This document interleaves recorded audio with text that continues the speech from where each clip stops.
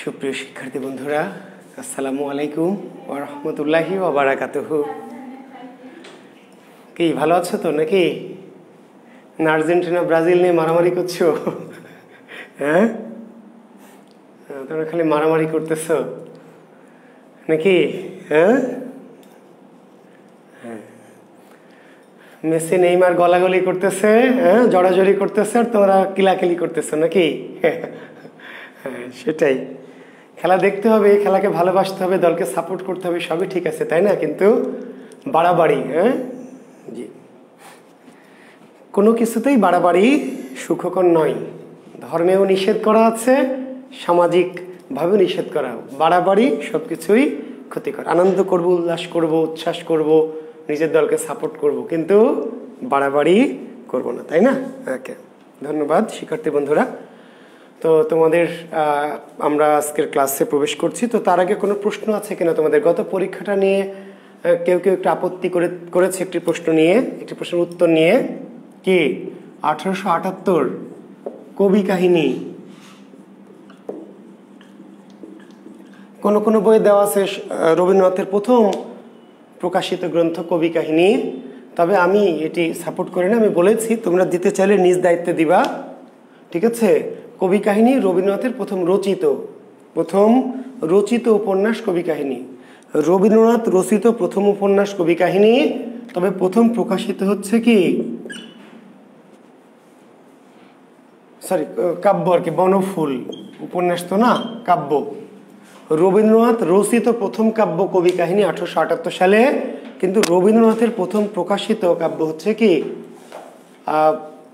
বনফুল 1880। তো কাজেই রবীন্দ্রনাথের প্রকাশিত প্রথম কাব্যের নাম কি? তাহলে উত্তর দিতে বনফুল 1880। ওকে, হ্যাঁ। মণিশঙ্কর মম প্রণিপাতেন তব চরণং। হ্যাঁ, ধন্যবাদ, শুভকামনা। আবু সাইদ নৈবেদ্য স্মরণ, আচ্ছা ঠিক আছে। হ্যাঁ, আবু সাইদ স্মরণ, এই গ্রন্থটি আমি মূল গ্রন্থটি সংগ্রহ করার চেষ্টা করছি, আমি এখনো পাইনি। স্মরণ এবং নৈবেদ্য আমি একদম প্রথম যে এডিশনটি, মূল এডিশনটি খোঁজার চেষ্টা করছি। এই দুইটার প্রকাশকাল আমি একটু করছি। নৈবেদ্য এবং স্মরণ এই দুটি গ্রন্থের যে একদম মূল গ্রন্থ, প্রথম প্রকাশিত গ্রন্থটি আমি একটু সংগ্রহের চেষ্টা করছি। আমি পেলে জানাবো। আমি কোনো বই থেকে এই উত্তরটি নিতে চাচ্ছি না। স্মরণ এবং নৈবেদ্য গ্রন্থের যে মূল বই, মূল প্রকাশন, একদম প্রথম প্রকাশিত গ্রন্থটি আমি পেতে চাচ্ছি। পেলে আমি সালটা দেখে তারপর নিশ্চিত হয়ে জানাবো। জি, ঠিক আছে, ওকে। আর কোনো প্রশ্ন নিয়ে কি তোমাদের বিভ্রান্তি ছিল? গত দিনের পরীক্ষার অন্য কোনো প্রশ্ন নিয়ে কি বিভ্রান্তি ছিল? আছে কোনো বিভ্রান্তি? কোনো প্রশ্ন নিয়ে থাকলে একটু জানিও। যদি না থাকে তাহলে আজকে আমরা আমাদের মূল আলোচনায় যাব।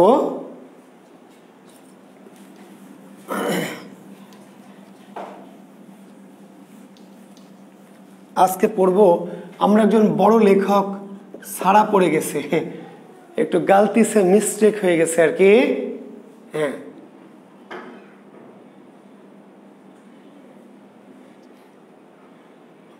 হ্যাঁ, কি সেটি হচ্ছে শরৎচন্দ্র চট্টোপাধ্যায়। শরৎচন্দ্র চট্টোপাধ্যায়, জি। আচ্ছা, আমি কোন দলের সাপোর্টার এটা নিয়ে কি মারামারি শুরু করবা? আমি একটা দলের সাপোর্টার, আমি একটা দলকে ভালোবাসি, তার মানে প্রতিপক্ষ দলের প্রতি তো আমার কোনো অশ্রদ্ধা নাই, ঘৃণা নাই, তাই না? হ্যাঁ, কাজে আমি কোন দলের সাপোর্ট করি, অন্য দলের মানুষ মন খারাপ করবা, কাজে থাক, আমার ভালোবাসা আমার হৃদয়ে থাক। ভালোবাসা প্রকাশ করে লাভ কি? যাকে ভালোবাসি তাকে ভালোবাসি, বলে কি দরকার? হ্যাঁ, এই যে অলরেডি শুরু হয়েছে, কেউ লিখছে স্যার ব্রাজিল, কেউ বলছে স্যার আর্জেন্টিনা। কাজেই আমি আমার ভালোবাসা আমার গোপনেই থাক, জি, দরকার নেই। আচ্ছা, তো লেখেন, আমরা পড়ি, আমরা ব্রাজিল আর্জেন্টিনা 11 তারিখে মারামারি করবো ইনশাল্লাহ। আজকে আমরা, আচ্ছা, আনিসুর রহমান, আমি তোমাদের বলেছি রাজা উপাখ্যান বাংলা কোষে মুক্তিযুদ্ধ ভিত্তিক দেওয়া, কিন্তু বিষয়টা একটু ঝামেলা হচ্ছে, বিতর্কিত এই জন্য যে উপন্যাসটা রূপক উপন্যাস। রাজা উপাখ্যান রূপক উপন্যাস, রূপক। তো রূপক উপন্যাসটির মধ্যে যদিও মুক্তিযুদ্ধ বা স্বাধীনতার কথাটি আছে, কিন্তু সরাসরি যেহেতু নাই সেজন্য কেউ কেউ এটা স্বীকার করছেন। অনেকে বলছে যে না, যেহেতু সরাসরি মুক্তিযুদ্ধের কথা নাই, কাজে এটি মুক্তিযুদ্ধের উপন্যাস হিসেবে বলা যাবে না। তো সেই ক্ষেত্রে এটি আমি বলেছি, আমার অভিমত হচ্ছে এটি রূপক হলেও এর ভিতরে মুক্তি বা স্বাধিকারের কথা, মুক্তির কথা আছে। তবে যদি বলে মুক্তিযুদ্ধ ভিত্তিক উপন্যাস কয়টি, শওকত ওসমানের বলবেন 4টি। কয়টি বলবেন? 4টি। রাজা উপাখ্যান বাদ দিন, কারণ রাজা উপাখ্যান মূলত রূপক ধর্মী। তাহলে কি বলবেন? মুক্তিযুদ্ধ ভিত্তিক 4টি উপন্যাস। একটি হচ্ছে কি জাহান্নাম হতে বিদায়, তারপরে 2 সৈনিক, নেকড়ে অরণ্য, জলাঙ্গি। ঠিক আছে, জাহান্নাম হতে বিদায়, 2 সৈনিক, নেকড়ে অরণ্য আর জলাঙ্গি। হ্যাঁ বলবেন। বঙ্কিম পড়াবেন না স্যার? নাজমুন্নাহার ডালিয়া বঙ্কিম পড়ায়নি। এই তোমরা বলো বঙ্কিম কি পড়িয়েছি না পড়াইনি? ডালিয়া কই থেকে আসলো? Miss call party. নাজমুন্নাহার ডালিয়া নিশ্চিত মিসকল পার্টি, এটা হয় মিসকল পার্টি আর নাহলে মগা পার্টি, নিশ্চিত, আই এম শিওর। জি, তো লেখেন শরৎচন্দ্র চট্টোপাধ্যায় 1876 সালের 15 সেপ্টেম্বর পশ্চিমবঙ্গের হুগলি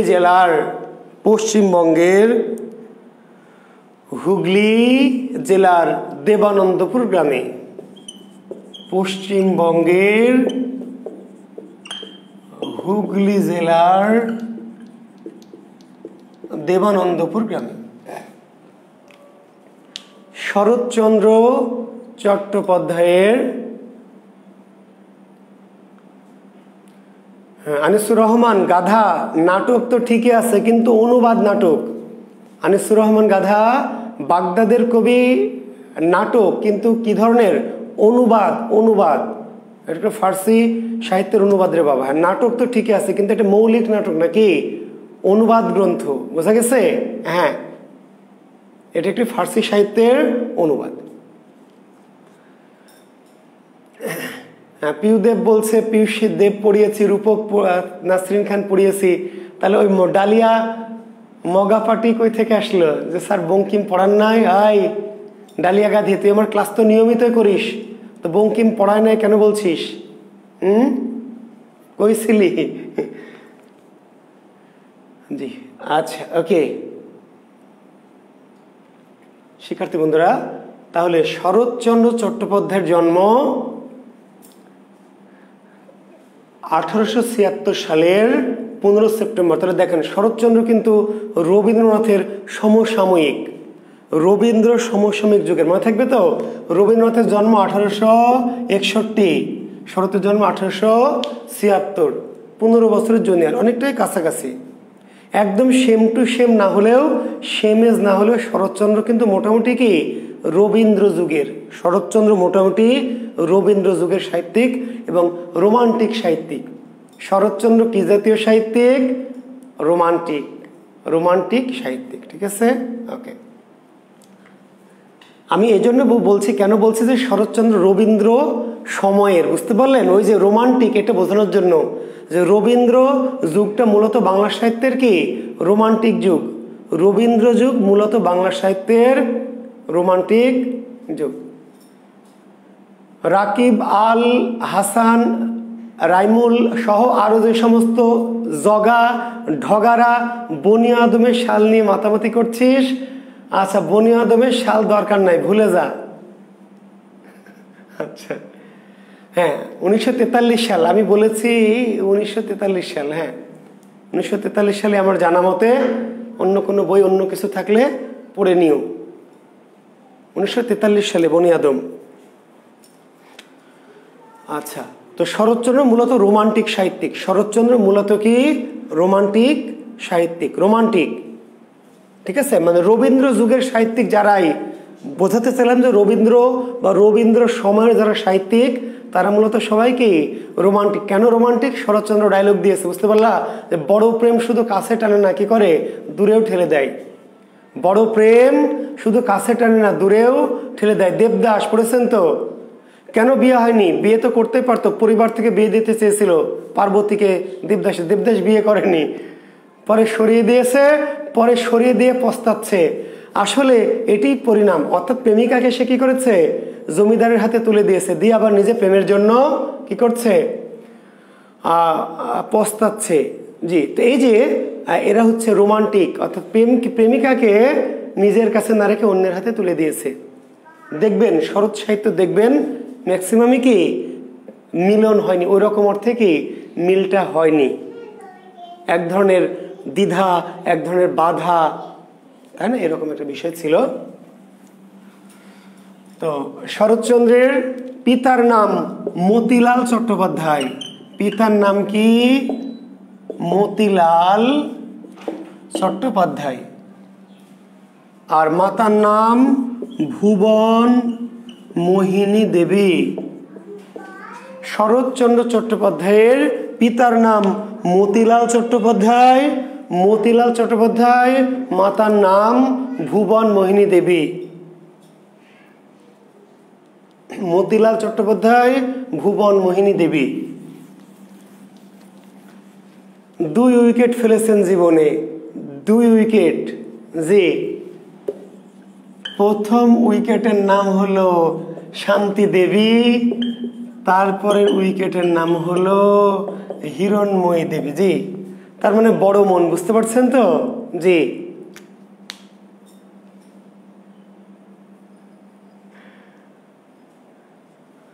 আচ্ছা, শান্তি দেবী এবং হিরণময়ী দেবী।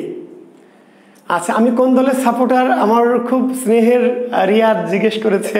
আচ্ছা, তো আমি বলি, আমি আসলে আবেগী মানুষ, বুঝতে পারলেন? জি, তা আবেগী মানুষের দল আর একটি হচ্ছে বুদ্ধিমান বিবেচক মানুষের দল।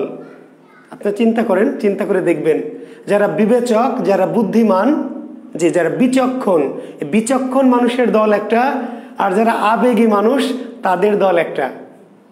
জি, একটু চিন্তা করবেন। জি, আমি বিচক্ষণ মানুষ নই, বুদ্ধিমান, আমি আবেগী মানুষ, তা আবেগী মানুষের দল আমার। জি, আচ্ছা, তো আবার বলছিলাম, তো শরৎচন্দ্র চট্টোপাধ্যায়ের প্রথম স্ত্রী শান্তি দেবী, তবে শান্তি দেবীর কাছে তিনি শান্তি খুব একটা পাননি, ঠিক আছে। তিনি পরবর্তীতে হিরণময়ী দেবীকে ভালোবেসেছেন। জি, হিরণময়ী দেবীকে স্ত্রী হিসেবে গ্রহণ করেছেন। শরৎচন্দ্র চট্টোপাধ্যায়ের জীবন বোহেমিয়ান, বহু বিচিত্র, নানা চড়াই উতরাই তার জীবন। অত্যন্ত দুঃখী ফ্যামিলি, অত্যন্ত গরিব ফ্যামিলিতে জন্মেছিলেন। অনেকটা নজরুলের জীবনের সাথে এই কবির জীবনের কি অনেক মিল। কাজী নজরুল ইসলামের জীবনের সাথে এই কবির কি অনেক মিল। দেখেন, আমি ক্লাস করাবো, আপনারা আর্জেন্টিনা ব্রাজিল নিয়ে এখন যদি তর্কে বিতর্কে লিপ্ত হন, তাহলে আমি ক্লাস বন্ধ করে কিন্তু বের হয়ে যাব, ঠিক আছে? ওকে, আমি আবার বলছি, আপনারা আর্জেন্টিনা ব্রাজিল নিয়ে যদি মাতামাতি করেন, ক্লাসে মাতামাতি করবেন আলাদা জায়গায়, কিন্তু ক্লাসে করলে আমি পড়াতে পারবো না। আমি এমনি আপনাদের কমেন্টস দেখলে আওলা বাওলা হয়ে যায়, ভুলে যাব, এমনি বয়স হয়ে যাচ্ছে। আবার যদি আপনারা কি করেন, কমেন্টস করে এলোমেলো করেন আমাকে, আমি কিন্তু এক্সাইটেড হয়ে যাবো, এলোমেলো হয়ে যাবো। জি, বলবো ভাই, উপন্যাস নিয়ে বলবো, বিসর্গ ভূস্বর্গ বলবো, একটু টাইম দেন। জি, গল্প করব। তো শরৎচন্দ্র চট্টোপাধ্যায়ের জীবন অনেকটা নজরুলের জীবনের মতো। তিনি ছিলেন বহিমিয়ান, যেহেতু গরিব ঘরে জন্মে, অত্যন্ত দরিদ্র পরিবারে জন্মেছিলেন। ভাগ্য অন্বেষণে তাকে কি নানা জায়গায় কি ঘোরাঘুরি করতে হয়েছে জীবনের প্রয়োজনে, দারিদ্র্যের কষাঘাতে। এবং 24 বছর বয়সে তিনি মনের ঝোঁকে সন্ন্যাসী হয়ে গৃহত্যাগ করেছিলেন। 24 বছর বয়সে কি মনের ঝোঁকে গৃহত্যাগ করে তিনি কি সন্ন্যাসী হয়েছিলেন। এবং সন্ন্যাসী হয়ে বছর 2 তিনি সন্ন্যাসী হয়েছিলেন। মশার কামড় সহ্য করতে না পেরে তিনি তার একটা কাহিনীতে বলছেন যে মশার কামড় সহ্য করতে না পেরে কি তিনি সন্ন্যাসীগৃহীতে ইস্তফা দিয়েছেন। 24 বছর বয়সে মনের ঝোঁকে তিনি গৃহত্যাগ করেছিলেন, ঠিক আছে। শান্তি দেবীর কাছে শান্তি না পেয়ে অশান্তি, সাংসারিক অশান্তি, দারিদ্র ইত্যাদির কারণে তিনি কি করলেন, যে 24 বছর বয়সে মনের ঝোঁকে গৃহত্যাগ করলেন। তো যাই হোক, সেখানে সন্ন্যাসী ব্রত গ্রহণ করেছিলেন, কিন্তু মশার কামড় সহ্য করতে না পেরে কি করলো, সন্ন্যাসীগৃহীত ইস্তফা দিয়ে আবার গৃহে ফিরে এসেছিল। এবং 1903 সালে রেঙ্গুনে গমন করে। রেঙ্গুন 1903 সালে জীবিকার তাগিদে রেঙ্গুন গমন করেন। এবং এ রেঙ্গুন হচ্ছে বর্তমান কি, সেই সময়ের বার্মা, বর্তমানের মায়ানমার। 1903 সালে ভাগ্যান্বেষণে কি রেঙ্গুন গমন করেন, বার্মা মূল্যকে ভাগ্যান্বেষণে। এবং ওখানে প্রথমে একটা পাথর তোলার যে খনি, পাথরের খনিতে, পাথর উত্তোলনের খনিতে কাজ নেন। এবং ভাগ্যচক্রে একজন জমিদারের সাথে তার বন্ধুত্ব হয় এবং তিনি এক সময় আস্তে আস্তে তার জীবনটা একটু ভিন্ন দিকে মোড় নেয়। তো রেঙ্গুনে যাওয়ার আগে, 1903 সালে রেঙ্গুনে যাওয়ার আগে তিনি প্রথম একটি গল্প লিখে যান। সে গল্পটার নাম হচ্ছে মন্দির। 1903 সালে মুদ্রিত হয় শরৎচন্দ্রের প্রথম প্রকাশিত গল্প মন্দির। শরৎচন্দ্রের প্রথম প্রকাশিত গল্প কি, মন্দির। এর আগেও তিনি ছোটখাটো দু একটি গল্প লিখেছেন, কিন্তু সেগুলি প্রকাশিত হয়নি। তাহলে প্রথম গল্প, শরৎচন্দ্রের প্রথম গল্প বা প্রথম প্রকাশিত গল্পের নাম কি, জি মন্দির। কত সালে, 1903 সালে। এবং এই প্রথম গল্প লিখেই তিনি হিট হয়ে গেছেন, বাজিমাত, পুরস্কার পেয়েছেন, কুন্তলিন পুরস্কার। তাহলে শরৎচন্দ্র তার প্রথম গল্প মন্দির প্রকাশের জন্য 1903 সালে কুন্তলিন পুরস্কার লাভ করেন। এবং এই পুরস্কারের জন্য তিনি গল্পটি লিখেছিলেন। গল্পটি লিখেছিলেন কেন, এই পুরস্কারে দেওয়ার জন্য, বুঝতে পারলেন তো। লিখে তার এক বন্ধুকে দিয়ে তিনি রেঙ্গুনে চলে গিয়েছিলেন। তো এই গল্পটি তার প্রথম প্রকাশিত গল্প, যেটি 1903 সালে প্রকাশিত। এবং 1903 সালে এটি কুন্তলিন পুরস্কার লাভ করেছেন। ঠিক আছে, জি প্রথম প্রকাশিত গল্প। কিন্তু প্রথম প্রকাশিত উপন্যাসটির নাম কি, প্রথম প্রকাশিত উপন্যাসটির নাম হচ্ছে বড় দিদি। 1913, জি শরৎচন্দ্র চট্টোপাধ্যায়ের প্রথম প্রকাশিত জি উপন্যাসের নাম কি, বড় দিদি, 1913 সালে। জি কিন্তু প্রথম তিনি তার সবচেয়ে জনপ্রিয় যে উপন্যাস, সেটির নাম হচ্ছে দেবদাস, 1917 সাল। তাহলে শরৎচন্দ্র চট্টোপাধ্যায়ের প্রথম উপন্যাসের নাম বড় দিদি, 1913 সালে প্রকাশিত হয়েছে। সবচেয়ে জনপ্রিয় উপন্যাসটির নাম কি, দেবদাস, 1917 সাল। শরৎচন্দ্রের শ্রেষ্ঠ উপন্যাস, সর্বশ্রেষ্ঠ উপন্যাস শ্রীকান্ত। কিন্তু কোনো সাল নেই। কেন সাল নেই, কারণ 4 খণ্ডে। সাল এই জন্য আসবে না, জি সাল আসবে না, কারণ একটা সাল না, কটা সাল, 4টা সাল। তো সেটা তার পরীক্ষা আসার কোনো সুযোগ নাই। শরৎচন্দ্রের প্রথম উপন্যাস বড় দিদি 1913, জনপ্রিয় উপন্যাস দেবদাস 1917, শ্রেষ্ঠ উপন্যাস শ্রীকান্ত। তবে এটি সাল জরুরি ছিল, কিন্তু যেহেতু 4 খণ্ডে প্রকাশিত হয়েছে, এর কোনো সাল নাই। শুধু শ্রীকান্ত কয় খণ্ডে, 4 খণ্ডে, জি 4 খণ্ডে। শরৎচন্দ্রের মনস্তাত্ত্বিক উপন্যাস, মনস্তাত্ত্বিক, কুন্তলিন মানে, কুন্তলিন শব্দের অর্থ হচ্ছে নারী, কুন্তল মানে চুল, বড় চুলের রমণীকে বলা হয় জি কুন্তলা বা কুন্তলিন। জি গৃহদাহ আমার চোখে শ্রেষ্ঠ উপন্যাস। জি তবে আমার চোখে হলে পরীক্ষা এলে দিবেন না, পরীক্ষা এলে শরৎচন্দ্রের শ্রেষ্ঠ উপন্যাস কি, শরৎচন্দ্রের শ্রেষ্ঠ উপন্যাস শ্রীকান্ত, এটি বলবেন। কিন্তু আমার চোখে আমাকে যদি কেউ জিজ্ঞেস করে শরৎচন্দ্রের শ্রেষ্ঠ উপন্যাস কি, তাহলে আমি বলবো শরৎচন্দ্রের শ্রেষ্ঠ উপন্যাস গৃহদাহ। তো পরীক্ষায় বলার দরকার নেই, পরীক্ষায় শরৎচন্দ্রের শ্রেষ্ঠ উপন্যাস বলবেন শ্রীকান্ত। ঠিক আছে না, মোহাম্মদ আরিফ 1907 হবে না, আপনার মন চাইলে আপনি দিবেন। 1907 সালে গল্প আকারে প্রকাশিত হয়েছিল। মোহাম্মদ আরিফুজ্জামান আরিফ, আপনার জ্ঞাতার্থে বলছি, বড় দিদি এটি 1907 সালে প্রথমে গল্পের আকারে প্রকাশিত হয়েছিল, গল্প আকারে। পরে 1913 সালে এটিকে একটু কি পরিমার্জন করে বড় সড়ো করে উপন্যাস আকারে। জি আরিফুজ্জামান আরিফ, বড় দিদি উপন্যাস বললে 1907 সাল বলা যাবে না। আর আপনি যদি মন চায় দ্যাট ইজ ইউর খুশখুশ আপনি দিতে পারবেন। তাই বড় দিদি প্রথম গল্পের আকারে লিখেছিলেন, পরবর্তীতে 1907 সালে গল্পের মতো করে প্রকাশিত হয়েছিল বড় গল্প আকারে। পরবর্তীতে তিনি এটি উপন্যাস আকারে 1913 সালে প্রকাশ করেছেন। আচ্ছা, আর গৃহদাহ উপন্যাসটিকে বলা হয় শরৎচন্দ্রের মনস্তাত্ত্বিক উপন্যাস। কি উপন্যাস? শরৎচন্দ্র চট্টোপাধ্যায়ের মনস্তাত্ত্বিক উপন্যাস গৃহদাহ। আর শরৎচন্দ্রের একমাত্র রাজনৈতিক উপন্যাস। তো গৃহদাহ সালটা একটু লিখে নেন, 1920 সাল। গৃহদাহ কত সালে? 1920। এই সালটা মনে রাখবেন। দেবদাস 17, গৃহদাহ 20, বড়দিদি 1913।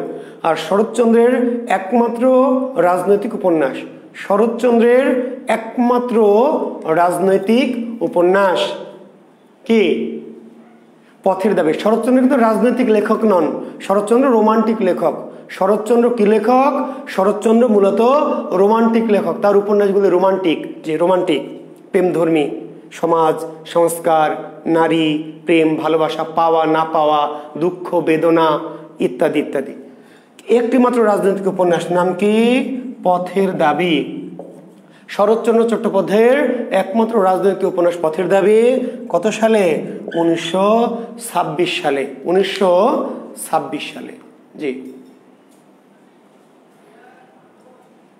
একমাত্র বাজেয়াপ্ত গ্রন্থ বটে। জি, রাজনৈতিক গ্রন্থ পথের দাবি, এবং শরৎচন্দ্রের একটি গ্রন্থ সরকার কর্তৃক বাজেয়াপ্ত হয়েছে, সেটি হচ্ছে পথের দাবি। মনে থাকবে তাহলে শরৎচন্দ্রের বাজেয়াপ্ত গ্রন্থের নাম কি, বা কোন গ্রন্থটি বাজেয়াপ্ত হয়েছিল বা নিষিদ্ধ হয়েছিল? পথের দাবি।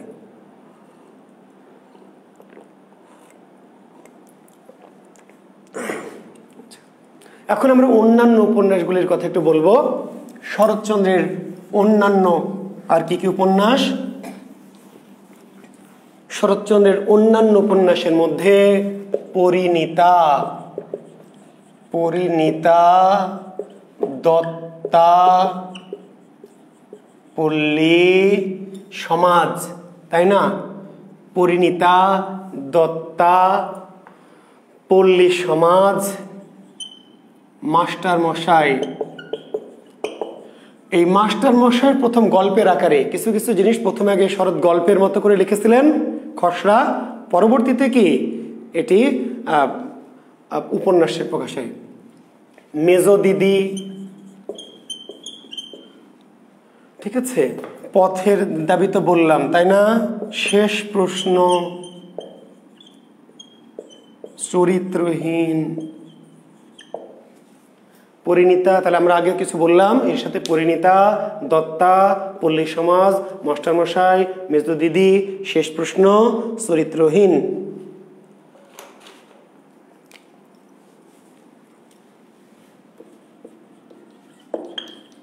চন্দ্রনাথ বিপ্রদাস, চন্দ্রনাথ বিপ্রদাস।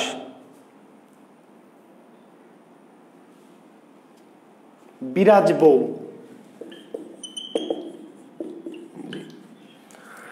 এবং মজার বিষয়, শরৎচন্দ্রের সকল উপন্যাসে কি সিনেমা হয়েছে।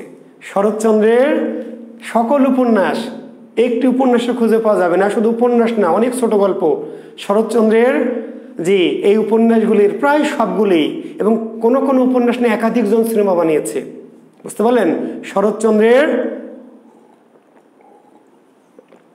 এবং বাংলা সাহিত্যের, হ্যাঁ, শেষের পরিচয়, ঠিকই বলেছেন, শেষ প্রশ্ন, শেষের পরিচয়। বাংলা সাহিত্যের সবচেয়ে জনপ্রিয় উপন্যাসিক মনে করা হয় জি ষোড়শী। বাংলা সাহিত্যের সবচেয়ে জনপ্রিয় উপন্যাসিক মনে করা হয় কি শরৎচন্দ্র চট্টোপাধ্যায়কে। আধুনিক যুগে যেমন আমাদের হুমায়ুন আহমেদের এই ভাগ্যে এই কৃতিত্বটি জুটেছে, বেঁচে থাকতে তার বই কি মানুষ লাইন ধরে কিনত। আধুনিক সময় যেমন দেখেছেন না, অন্যান্য লেখকদের বই 1000 কপি ছাপালেই থেকে যায়। শরৎচন্দ্র এমন একজন লেখক যার লেখা বই ওই সময়, যে সময় রবীন্দ্রনাথের লেখা বই 500 কপি, 700 কপি, 250 কপি, 1000 কপি বিক্রি হয়, রবীন্দ্রনাথের মতো বিশ্বকবি, নোবেল পুরস্কার প্রাপ্ত কবি যার লেখা বই 500, 700, 250, 1000 কপি বিক্রি হয়, শরৎচন্দ্র চট্টোপাধ্যায়ের বই সেই সময় কি 5000, 4000, 7000 কপি বিক্রি হয়। তো শরৎচন্দ্রের বাংলা সাহিত্যের সবচেয়ে জনপ্রিয় ঔপন্যাসিক মনে করা হয় জি শরৎচন্দ্র চট্টোপাধ্যায়কে। তো তার এই উপন্যাসগুলির নাম মনে রাখবে, সালগুলি মনে রাখার দরকার নাই, সাল যেগুলি মনে রাখার সেগুলি আমি শুরুতেই বলেছি, ঠিক আছে জি। শরৎচন্দ্র চট্টোপাধ্যায়কে বলে অপরাজেয় কথাশিল্পী, উপাধি লিখে নেন জি, থ্যাংক ইউ। উপাধি কি? অপরাজেয়। কেন? ওই যে বললাম যে বিশ্বকবি, নোবেল পুরস্কার প্রাপ্ত কবি, তার সাহিত্য জনপ্রিয়তার দিক থেকে শরৎচন্দ্রের কাছে কি মার খেয়ে গেছে, এজন্য শরৎচন্দ্র অপরাজেয়, অপ্রতিদ্বন্দ্বী। শরৎচন্দ্র চট্টোপাধ্যায়ের উপাধি কি? অপরাজেয় কথাশিল্পী, অপরাজেয় কথাশিল্পী। যে লেখেন শরৎচন্দ্র চট্টোপাধ্যায়ের উপাধি অপরাজেয় কথাশিল্পী। কেন? জনপ্রিয়তার দিক দিয়ে তাকে কেউ পরাজিত করতে পারেনি, জনপ্রিয়তার দিক দিয়ে, ঠিক আছে, তাকে কেউ পরাজিত করতে।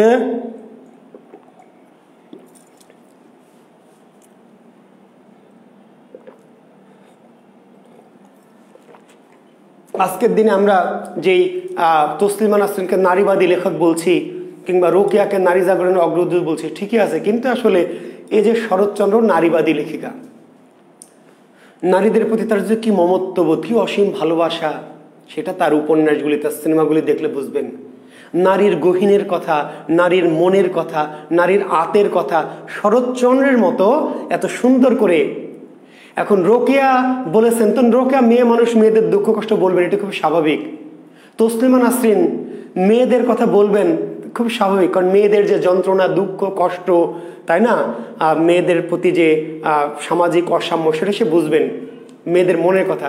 কিন্তু শরৎচন্দ্রের মতো একজন লেখক, পুরুষ, কেমন করে গভীর নারীর মনের গভীর মনোবেদনা, আকাঙ্ক্ষা, দুঃখ, কষ্ট, ব্যথা বেদনা এটা বুঝেছেন, একজন পুরুষ হয়ে কেমন করে নারীর মনের এই গহীন আতের কথা প্রকাশ করেছেন, এটা সত্যি বিস্ময়।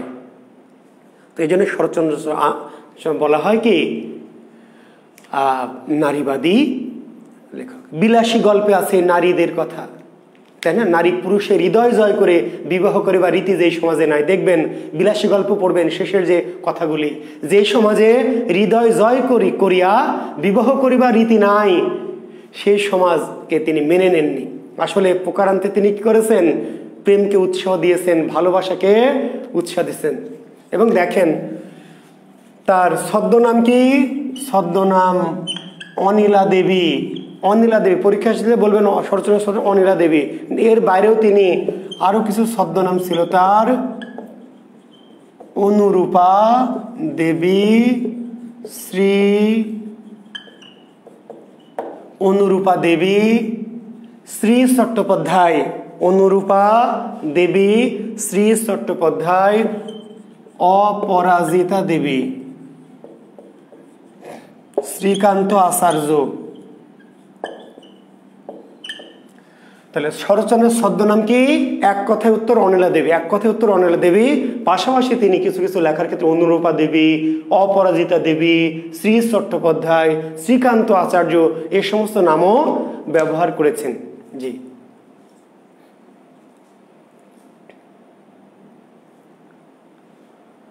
ঠিক আছে। এখন ছদ্মনামগুলি কেন নিয়েছিলেন? ওই যে বললাম, ছদ্মনাম নেওয়ার পিছনে কিন্তু কারণ থাকে। ছদ্মনাম নেওয়ার পিছনে কি একটা কারণ থাকে, সে কারণটির কথাই বলবো আর কি। জি, দেখেন নারীর মূল্য লেখক লিখছেন অনিলা দেবীর ছদ্মনামে, তার যেটি সবচেয়ে শ্রেষ্ঠ ছদ্মনাম। জি, অনিলা দেবী, এই ছদ্মনামে তিনি লিখেছেন কি নারীর মূল্য। তো আপনাদের একটি কথা বলেছিলাম যে কিছু লেখক নাম নিয়ে লিখেছে, হঠাৎ কোনো কারণে ছদ্মনাম নিয়েছে। তো শরৎচন্দ্র নামে লিখেছে, কিন্তু হঠাৎ করে নারীর মূল্য লিখতে গিয়ে নাম নিল কি অনিলা দেবী। কেন? এই যে সমাজ, যেই কাজটি ঈশ্বরচন্দ্র বিদ্যাসাগর করতে বাধ্য হয়েছে, ছদ্মনাম নিয়েছে, তাই না? জি। নারীর মূল্য লিখছে শরৎচন্দ্র চট্টোপাধ্যায়। যে যুগে শরৎচন্দ্র নারীর মূল্য লিখছে সেই যুগে নারীর কোনো মূল্য নাই, নারীর কোনো মূল্য নাই। রোকেয়া নারীর মূল্য চেয়েছে, সাজ্ঞা মহিলা মানুষ নারীর মূল্য চাইতেই পারে, চাইলেই কি, কিন্তু একটা ছেলে হয়ে নারীর মূল্য চাই, এই ছেলেকে সমাজ কি করবে জানেন? এমন গালি দিবে, বেয়াদ্দব হারামজাদা শয়তান পাঁজি কোথাকার। নারীর আবার মূল্য কি? নারী তো একটা খেলার পুতুল, একটা ভোগ্য বস্তু। আমার একটা শার্ট যেমন, এই পাঞ্জাবি যেমন, একদিন লাল পরবো, একদিন কি ক্রিম কালার পরবো, একদিন খয়েরি পরবো, একদিন নীল পরবো, যেদিন যেটা খুশি পরবো। নারী হচ্ছে সমাজে পুরুষের কাছে ছিল এরকম ওই যুগে, আজকের যুগে না। আজকের যুগে হলে কিন্তু খবর আছে, তাই না? জি। তো কাজেই শরৎচন্দ্র যখন নারীর মূল্য লিখছেন, শরৎচন্দ্রকে বলা এত সাহসী লেখক, শরৎচন্দ্রের মতো এত সাহসী লেখকও নারীর মূল্য যখন চাচ্ছেন, নিজের নামটা প্রকাশ করতে ভয় পাচ্ছেন সমাজের কারণে। অর্থাৎ শরৎচন্দ্র একজন পুরুষ হয়ে নারীর মূল্য চান, এইটা যদি সমাজ জানতে পারে তাহলে শরৎচন্দ্রকে কি করবে? ধিক্কার দিবে, তুচ্ছ তাচ্ছিল্য করবে। যে নারীর আবার মূল্য কি? একটা নারীর মূল্য নারী চাইতেই পারে, চাইলে হেলাফেন নারী চাইলে, চাইলে কি আমরা দিব নাকি? সাজ্ঞা নারী হয়ে নারীর মূল্য চাইতে পারে, কিন্তু ছেলে মানুষে, পুরুষ মানুষে, বেটা মানুষে নারীর মূল্য চাই, কত বড় বেয়াদ্দব পাঁজি কোথাকার। এই ভয়ে শরৎচন্দ্রের মতো এত বড় সাহসী লেখকও নারীর মূল্য যখন প্রবন্ধ লিখছেন, নিজের নামে না লিখে নিজের বোনের নাম, অনিলা দেবী কি শরৎচন্দ্র চট্টোপাধ্যায়ের কি বড় বোন, তাহলে তিনি বোঝাতে চেয়েছেন যে আমি নারীর মূল্য চাইনি। কে চেয়েছে? অনিলা দেবী চেয়েছে। তো অনিলা দেবী নারীর মূল্য চাইতেই পারে, চাইলে আর কি করা আছে?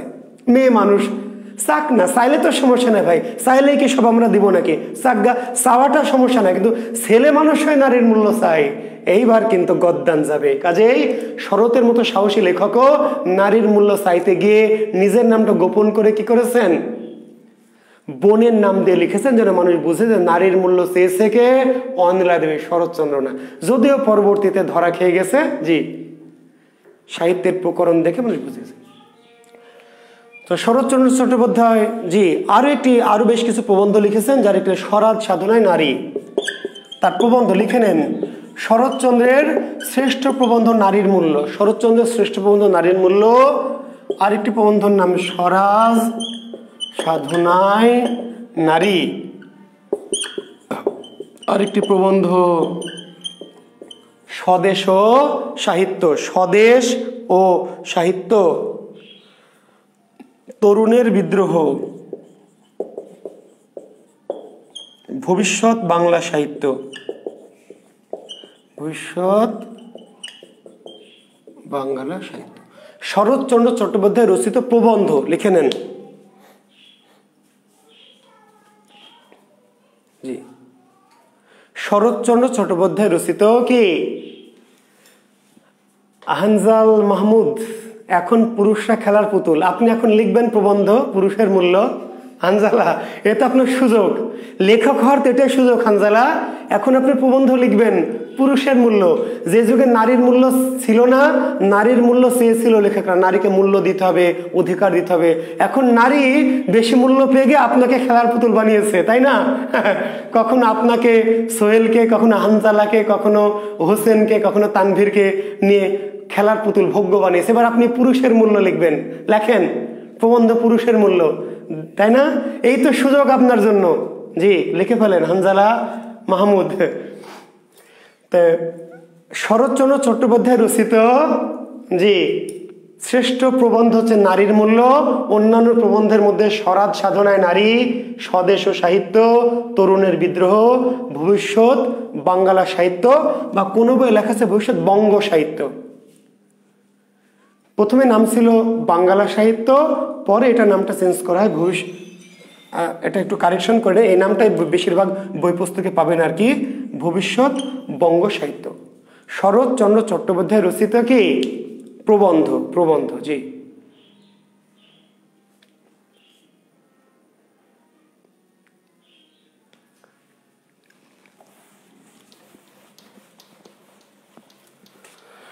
শরৎচন্দ্র বেশ কিছু গল্প লিখেছেন, এত বিখ্যাত সে গল্পগুলি, খুবই বিখ্যাত। শরৎচন্দ্রের যে গল্প কি যে দারুণ, যে পড়বেন কিছু।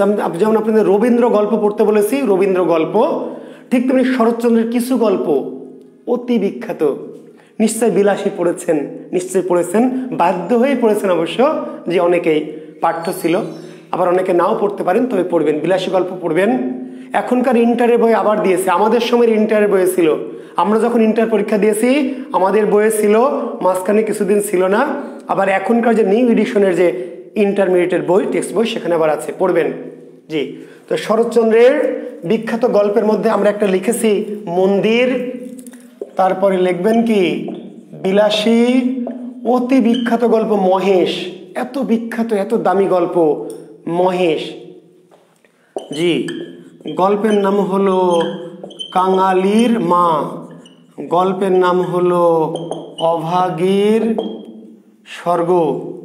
বিলাসী, মহেশ, কাঙালির মা, অভাগীর স্বর্গ। রামের সুমতি, রামের সুমতি, সতী, তারপরে স্বামী। জি, এগুলো শরৎচন্দ্র চট্টোপাধ্যায় রচিত বিখ্যাত গল্প।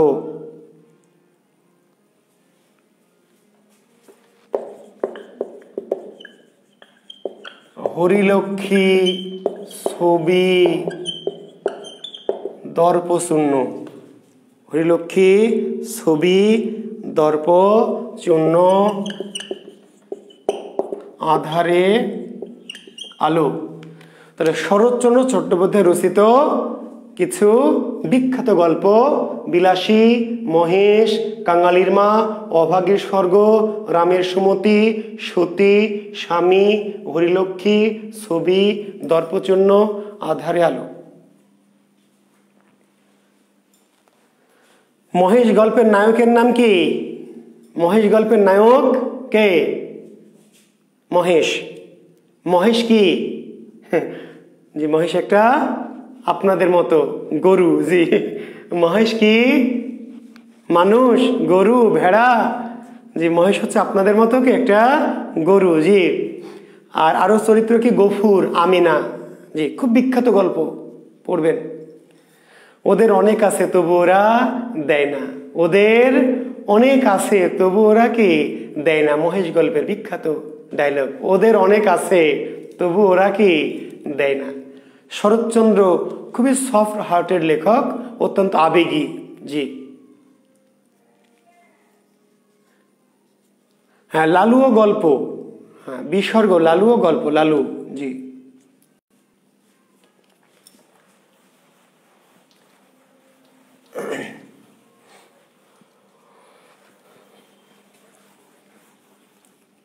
বিলাসী গল্পের চরিত্রগুলি মনে রাখবেন। বিলাসী গল্পের চরিত্র নিশ্চয় জানেন, বিলাসী, মৃত্যুঞ্জয়, নেড়া। এই নেড়াই কিন্তু লেখক। হ্যাঁ, জি, তো বিলাসী গল্পের চরিত্র বিলাসী, মৃত্যুঞ্জয়, নেড়া, তাই না? মহেশ গল্পের চরিত্র মহেশ, গফুর, আমিনা। এই চরিত্রগুলো একটু মনে রাখবেন। আচ্ছা, শরৎচন্দ্র চট্টোপাধ্যায়ের কিছু প্রাপ্তির মধ্যে 1903 সালে কুন্তলীন পুরস্কার পেয়েছেন, নিশ্চয় জানেন। 1923 সালে লিখে নেন, জি, জগত্তারিণী পদক, জগত্তারিণী পদক।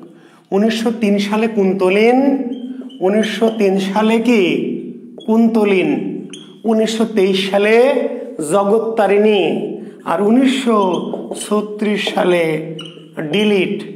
কোথা থেকে?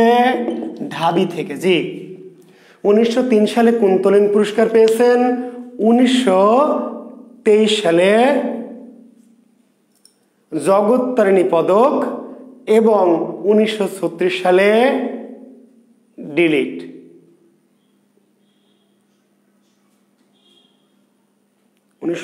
সালে ডিলিট। কোথা থেকে? ঢাকা বিশ্ববিদ্যালয় থেকে। 1936 সালে ঢাকা বিশ্ববিদ্যালয় থেকে ডিলিট ডিগ্রি, সম্মানসূচক ডক্টরেট অব লিটারেচার। 1938 সালে মৃত্যু। জি,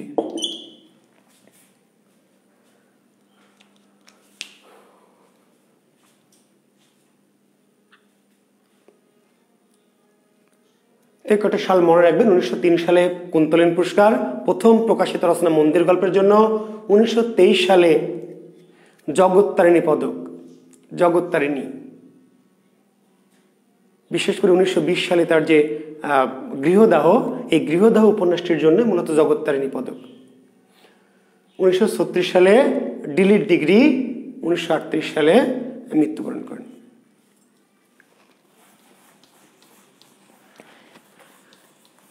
এখন আমরা দু একটি বিখ্যাত উপন্যাস নিয়ে কথা বলবো। তার মধ্যে তার যে শ্রেষ্ঠ উপন্যাস শ্রীকান্ত, এটিকে বলা হয় লেখকের আত্মজৈবনিক উপন্যাস। আত্মজৈবনিক মনে থাকবে, শ্রীকান্ত কি জাতীয় উপন্যাস? আত্মজৈবনিক। এখানকার নায়ক যে শ্রীকান্ত, এই শ্রীকান্তই নায়ক, আসলে শ্রীকান্তই কি শরৎচন্দ্র। তো কেউ যদি নিজের কাহিনী নিজের নামে না লিখে একটু ভিন্ন নামে একটু ইনিয়ে বিনিয়ে লেখে, সরাসরি নিজের কথা না বলে নিজের কথাই বলেছে একটু আকার ইঙ্গিতে ইনিয়ে বিনিয়ে, সরাসরি লিখলে আত্মজীবনী, নিজের কথা সরাসরি লিখলে আত্মজীবনী, আর যদি ইনিয়ে বিনিয়ে লেখে তাহলে আত্মজৈবনিক। তাহলে শ্রীকান্ত শরৎচন্দ্রের শ্রেষ্ঠ উপন্যাস, কিন্তু কি জাতীয় উপন্যাস? আত্মজৈবনিক উপন্যাস। তো আত্মজৈবনিক, তো এখানে নির্দিষ্ট কোনো গদবাধা কাহিনী নাই। আত্মজৈবনিক বিধায়, আত্মজৈবনিক বিধায় নির্দিষ্ট কোনো কি মানে কাহিনী নাই। অর্থাৎ শরৎচন্দ্র ওই যে রেঙ্গুনে গেছেন, বার্মায় গেছেন, ঠিক আছে, তারপর ওই যে সন্ন্যাসগিরিতে গেছেন, ছোটবেলায় তার যে দুরন্তপনা, তার যে শ্রীকান্ত ইয়ের মধ্য দিয়ে ইন্দ্রনাথ, ইন্দ্রনাথ আসলে শরৎচন্দ্রেরই কি ছোটবেলা। বাংলা সাহিত্যের শ্রেষ্ঠ কিশোর চরিত্র, বাংলা সাহিত্যের শ্রেষ্ঠ কিশোর চরিত্র ইন্দ্রনাথ, লিখে নেন। বাংলা সাহিত্যের শ্রেষ্ঠ কিশোর চরিত্র ইন্দ্রনাথ, আসলে শরতেরই ছোটবেলা। গ্রামের সেই দুরন্ত কিশোর, গ্রামের দুরন্ত কিশোর, যে কোনো কিছু ভয় পায় না, রাত্রিবেলা শ্মশানে চলে যায়, তাই না? তারপরে গ্রামের যে দুরন্ত, ঠিক আছে, বাপে খেদানো মায়ে তাড়ানো, সে ইন্দ্রনাথ বাংলার সাথে শ্রেষ্ঠ কিশোর চরিত্র। তারপরে অন্নদা দিদি আছে, অন্নদা দিদি, তারপরে রাজলক্ষ্মী, হ্যাঁ, অভয়া। শ্রীকান্ত উপন্যাসের চরিত্র ইন্দ্রনাথ, অন্নদা দিদি, রাজলক্ষ্মী, অভয়া। আবার বলছি, শ্রীকান্ত উপন্যাসের কোনো নির্দিষ্ট গদবাধা কোনো কাহিনী নাই। এটি হচ্ছে শরৎচন্দ্রের নানান জায়গায় যে গিয়েছে, নানান মানুষের সাথে পরিচয় হয়েছে, নানান মানুষের সাথে তার ভাব, ভালোবাসা, আন্তরিকতা, তার দুঃখ কষ্ট, এই যে জীবনের বোহেমিয়ান জীবনের যে কাহিনী, সেটি মূলত তার শ্রীকান্ত উপন্যাসে। ফলে বিশাল উপন্যাস, প্রথম খণ্ড, দ্বিতীয় খণ্ড, তৃতীয় খণ্ড, চতুর্থ খণ্ড, শরৎচন্দ্রের জীবনের পুরো জীবনটাকে কি এই শ্রীকান্ত উপন্যাসের মাধ্যমে তুলে ধরেছেন। আচ্ছা, তার রাজনৈতিক যে উপন্যাস, তার রাজনৈতিক উপন্যাস কি? পথের দাবি। চরিত্রগুলো মনে রাখবেন, সব্যসাচী, অপূর্ব, ত্রিভুজ টাইপের, সব্যসাচী এবং কি অপূর্ব, ঠিক আছে। আর নায়িকার নাম কি? ভারতী। ভারতী, আচ্ছা, তো এটি মূলত ব্রিটিশ ভারতের যে পরাধীনতা, ব্রিটিশ শাসন শোষণ নির্যাতনের বিরুদ্ধে যে সশস্ত্র আন্দোলন, মনে থাকবে ওই যে নজরুলের যে তৃতীয় উপন্যাসটি কুহেলিকা, নজরুলের যে তৃতীয় উপন্যাস কুহেলিকা, সেই কুহেলিকা উপন্যাস যেমন সশস্ত্র বিদ্রোহ, ব্রিটিশদের বিরুদ্ধে সশস্ত্র বিদ্রোহ, বুঝতে পারলেন? তো সেই সব্যসাচী হচ্ছে সেই ব্রিটিশ বিরোধী সশস্ত্র আন্দোলনের সৈনিক, যে ব্রিটিশদের তাড়াতে চায় যে কোনো মূল্যে, নিজের জীবন দিয়ে হলেও, রক্তের বিনিময় হলেও ব্রিটিশদের বিরুদ্ধে বিদ্রোহ করতে চায়। সে সশস্ত্র আন্দোলন ক্ষুদিরাম, সূর্য সেন, ঠিক আছে, বিনয় বাদল, এদের অনুসারী তথা সশস্ত্র সংগ্রামের যে অগ্রনায়ক নেতাজি সুভাষচন্দ্র অনুসারী। আর অপূর্ব হচ্ছে ব্রাহ্মণ, একনিষ্ঠ ব্রাহ্মণ, সেও দেশকে ভালোবাসে কিন্তু একটু ভীরু, আমার মতো, যে দেশকে ভালোবাসে, প্রচণ্ড দেশপ্রেম কিন্তু একটু ভীরু। ভারতী শ্রদ্ধা করে সব্যসাচীকে, শ্রদ্ধা করে সব্যসাচীকে, ঠিক আছে, সব্যসাচীর যে সাহস, যে তেজ, সেটা পছন্দ করে, কিন্তু ভারতীর ভালোবাসা এই ভীরু অপূর্বর দিকে। অপূর্বের মাঝে প্রচন্ড দেশপ্রেম, দেশকে প্রচন্ড ভালোবাসে, কিন্তু ভীরু, জীবন দিতে ভয় পায়, রক্ত দিতে ভয় পায়। ঠিক আছে, সব্যসাচী জীবন দিতে চায়, রক্ত দিতে চায়, রক্তের বিনিময়ে দেশকে উদ্ধার করতে চায় সশস্ত্র সংগ্রামে। ভারতী শ্রদ্ধা করে, প্রচন্ড শ্রদ্ধা করে সব্যসাচীকে। সব্যসাচীর যে প্রচন্ড যে সাহসিকতা তার ভালো লাগে, কিন্তু তার মনের গভীর গোপন আবেগ বা ভালোবাসা কার দিকে? অপূর্বর দিকে। ভারতী চায় যে অপূর্বের ভিতরে তেজটা তৈরি হোক এবং সেও সব্যসাচীর মতো কি এই দেশপ্রেমে ঝাঁপিয়ে পড়ুক বা দেশের জন্য জীবন দিক। তো এরকম একটি কাহিনীর প্রেক্ষাপটে ব্রিটিশ শাসন, শোষণ, নির্যাতন, নিপীড়নে এই যে ভারতীয়দের বা এই সমস্ত বাঙালি ভারতীয়দের যে রুখে দাঁড়ানো কিংবা ব্রিটিশদের বিরুদ্ধে সশস্ত্র সংগ্রামের যে প্রস্তুতি, এই প্রস্তুতির একটা ইঙ্গিত এই পথের দাবি উপন্যাসে প্রকাশিত হয়েছে। এবং পথের দাবি সব্যসাচীর একটি সংগঠন। সেই সংগঠনের উদ্দেশ্য কি? যে আজকের দাবি কি? ব্রিটিশদের বিরুদ্ধে রুখে দাঁড়াতে হবে। ওই যে সশস্ত্র আন্দোলনের প্রবক্তাকে, give me blood I will give you freedom, give me blood I will give you freedom, কার উক্তি? Netaji Subhash Chandra Bose. Give me freedom, give me blood I will give you freedom, রক্ত দাও স্বাধীনতা দিব। সেই আন্দোলনে উদ্বুদ্ধ হয়ে সব্যসাচী পথের দাবি নামক একটি সংগঠন তৈরি করে। সব্যসাচী মূলত ডাক্তার, কিন্তু সে কি করে? দেশের জন্য কি একটা সংগঠন তৈরি করে পথের দাবি, যে আগে আমাদের দেশকে বাঁচাতে হবে, দেশকে স্বাধীন করতে হবে, এই জন্য জীবন দিতে হবে, রক্ত দিতে হবে। এবং সে অনেককে তার পথে উদ্বুদ্ধ করে। এই ভারতীয় তার এতে উদ্বুদ্ধ হয়। যদিও ভারতী আসলে একটু ভিন্ন মেজাজের, সেও দেশকে ভালোবাসে, দেশের জন্য সেও কাজ করে, কিন্তু নীরবে নিভৃতে, বুঝতে পারলেন? কিন্তু সে এই সব্যসাচীর আদর্শকে আবার মনে মনে শ্রদ্ধা করে। আচ্ছা, আমরা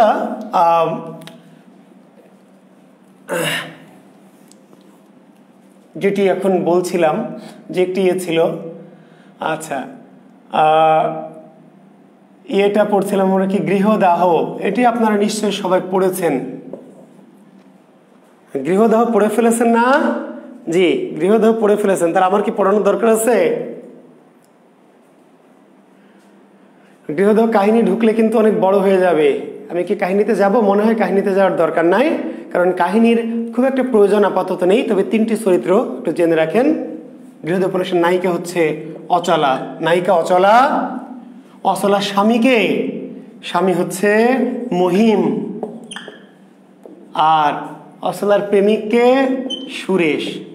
জি, নায়িকা অচলা। গৃহদাহ উপন্যাসের নায়িকা হচ্ছে অচলা। অচলার স্বামী মহিম, সৎ, সত্যবাদী, বিশ্বস্ত স্বামী মহিম। আর প্রেমিক হচ্ছে সুরেশ। অচলা স্বামীকেও চাই, আবার সুরেশকেও ভাল লাগে। স্বামীকেও চাই আর সুরেশকেও কি ভালো লাগে, সুরেশকে ছাড়া ভালো লাগে না, আবার স্বামীকেও তার দরকার। জি, এই হচ্ছে অচলা। তো এই ত্রিভুজ প্রেমের কাহিনী, যেহেতু গল্পের খুব বেশি প্রয়োজন আমাদের নাই, জি, কাজে আমি গল্পের গভীরে যেতে চাই না, কারণ গল্পের গভীরে ঢুকে পড়লে আমি আর বের হতে পারবো না। শুধু জেনে রাখেন যে অচলা আধুনিক নারীর প্রতিনিধি। এই যে বর্তমান যে আমাদের ছাত্রীরা আছে, আধুনিক নারী, তাদের প্রতিনিধি। অর্থাৎ স্বামীকেও ভালো লাগে, স্বামীকেও ভালোবাসে। স্বামীকে ভালোবাসে না তা কিন্তু না, স্বামীকেও ভালোবাসে, স্বামীর প্রতিও তার প্রচণ্ড ভালোবাসা। কিন্তু পাশের ফ্ল্যাটের আকাশ ভাইয়াকেও কি ভালো লাগে। আকাশ ভাইয়া কি স্মার্ট, কি সুন্দর, কি হ্যান্ডসাম, ঠিক আছে। আবার স্বামীর প্রতিও তার খুব মমতা, খুব ভালোবাসা। স্বামী একটু সহজ সরল, সৎ, অন্য মেয়েদের দিকে তাকায় না, হ্যাঁ, বউকে খুব ভালোবাসে। স্বামীকেও স্ত্রী ভালোবাসে, কিন্তু আবার ওই যে স্মার্ট হ্যান্ডসাম, ঠিক আছে, হাতে বালা পরে, তারপরে কানে দুল লাগায়, তারপরে একটু ইয়ো কিডস টাইপের চুল, এই আকাশ ভাইয়া, তাকেও খুব ভালো লাগে। আধুনিক নারীর প্রতিনিধি অচলা। জি, তো দুই দিকে পা দিতে গিয়ে অচলা শেষে কোনো তলই খুঁজে পায় না, অচলা পুরো কি অচল হয়ে যায়। জি, অচলা মহিমকেও পেতে চায়, সুরেশকেও পেতে চায়, পেতে গিয়ে কাউকেই কি পায় না। জি, দুজনকেই হারায়। বুঝতে পারলেন? যে আফরোজা আমনি আগুন দিয়েছে, এটা তো লেখক বলে দেয়নি, লেখক বলে দেয়নি, তবে আমরা তো বুঝতে পেরেছি যে এই কাজটা সুরেশ করেছে। জি, সুরেশ মহিমের বাড়িতে বেড়াতে যায়, বেড়াতে গিয়ে মহিমের ঘরে আগুন লাগিয়ে দিয়েছে। কেন? জি, সুযোগটা নেয়ার জন্য আগুন লাগিয়েছে। এখন মহিমের ঘর নেই, কি হবে? এই বৌদি এখন থাকবে কই? সুরেশ মহিমের বাড়িতে বেড়াতে গিয়ে মহিমের ঘরে আগুন লাগিয়ে দিয়েছে, মহিমের বাড়ি ঘর পুড়ে গেছে, এরা কোনো মতে বাড়ি থেকে বেরিয়ে জীবন বাঁচিয়েছে। এখন যে বন্ধুর বাড়ি পুড়ে গেছে, বন্ধুর বউ থাকবে কোথায়? সুরেশ বলল কি আর করা যাবে, চল আমার তো বাড়ি আছে, বৌদিকে তো আর রাস্তায় রাখা যাবে না। এবার সুরেশ কি করলো, অসলাকে তার বাড়িতে নিয়ে গেল রাখার জন্য। মহিম যাবে না। কেন মহিম যাবে না? পিতৃপুরুষের ভিটা ছেড়ে মহিম যেতে পারবে না, আর গেলে তো তার চলবে না, মানুষ খারাপ বলবে, তার বাড়িটা ঠিক করতে হবে। তাহলে মহিমের পোড়া বাড়ি, মহিম এই পোড়া ভিটাতে থেকে কয়েকদিনে বাড়িটা ঠিক করবে। তাহলে এই কয়েকদিন অসলা থাকবে কই? তো সুরেশ আছে না, সুরেশ বলল মেহু না, বৌদিকে কি তাই বলে আমি রাস্তায় রাখবো? এবার সুরেশ অসলাকে নিয়ে তার বাড়িতে নিয়ে রাখলো, আর ভদ্র বিশ্বস্ত আমার মতো সহজ সরল মহিম তার পোড়া বাড়ি আস্তে আস্তে ঠিক করলো। আর কয়েকদিন অসলাকে সুরেশের হাতে তুলে দিল। জি, বাপ্পারাজ। মহিম কি? যে মহিম হচ্ছে বাপ্পারাজ, আর সুরেশ হচ্ছে কি? শাকিব খান। বুঝতে পারলেন? মহিম হচ্ছে বাপ্পারাজ, আর সুরেশ হচ্ছে অমিত হাসান বা শাকিব খান। জি, মহিম সুন্দর করে অসলাকে সুরেশের হাতে তুলে দিল। তো এই উপন্যাস আমার এতই ভালো লাগে, একটা উপন্যাস এতই আবেগ জড়িয়ে আছে যে আমি কাহিনী শুরু করলে আমি একবার কাহিনীতে ঢুকে যাব বাবা। কাজে এই কাহিনী যেহেতু আপনাদের জীবনে খুব বেশি চাকরির জন্য প্রয়োজন নাই, চরিত্রগুলি দরকার। জি, কাজেই বারবার থেমে গেলে আমি কি করবো রে বাবা? ক্লাস যদি বারবার থেমে যায়, আমি তো থামছি না, অনলাইনে যদি থেমে যায় আমার কিছু করার আছে? বলো, সরকারকে বলো যে আপনি ডিজিটাল বাংলাদেশ বানাবেন, নেটের মান বাড়ান। আমি তো থামছি না, ক্লাস থেমে গেলে এটা আপনাদের নেটের সমস্যা, আমার কি করার আছে বলেন? বুঝতে পেরেছেন? জি, আপনারা ডিজিটাল বাংলাদেশ করবেন, অনলাইনে ক্লাস নিয়ে যাবেন, আর আপনার মানে নেট ভালো থাকবে না, তাহলে আমরা কি করব বলেন? তো আমরা আর কাহিনী ইনশাল্লাহ যাব না, আমরা এবারে আরেকজন লেখক পড়ব। লেখেন প্রমথ চৌধুরী, রবীন্দ্রনাথের জামাই। রবীন্দ্রনাথের জামাই, জি, প্রমথ চৌধুরী, ভাস্তি জামাই, মনে আছে তো? জি, জন্ম কত সালে? 1868 সালে, যশোর। প্রমথ চৌধুরীর জন্ম কত সালে?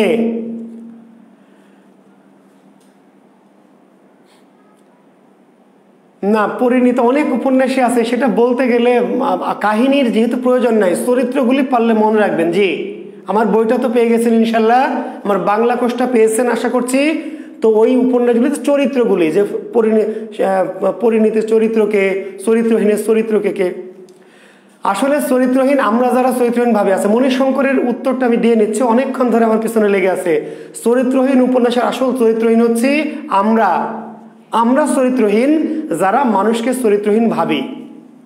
মণিশঙ্কর নয়ন, চরিত্রহীন আপনি, আমি, আমরা যাদের চরিত্রহীন ভাবছি সে চরিত্রহীন।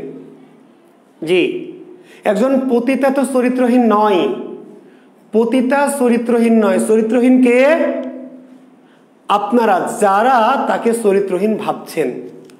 জি, একজন পতিতা, তাই না? কিংবা একজন ওই যে মেসে যে রান্না করে, হ্যাঁ, মেসের বুয়া, তো তারও তো ভালোবাসা থাকতে পারে, প্রেম থাকতে পারে, তাই না? তো কাজে তার ভালোবাসা পাওয়াটা তো অপরাধ না। তো চরিত্রহীন এখানে জি কে? আপনি, আমি, যারা কাউকে চরিত্রহীন ভাবি সে হচ্ছে চরিত্রহীন। তো পুরো কাহিনীটা না বলে বোঝানো মুশকিল, তবে আমি সংক্ষেপে একটু বুঝিয়ে রাখলাম যে আমরা যারা কাউকে চরিত্রহীন ভাবি আমরা চরিত্রহীন। নজরুলের বারাঙ্গনা কবিতা পড়বেন, বারাঙ্গনা, নজরুলের বারাঙ্গনা কবিতা পড়বেন। বুঝতে পারলেন?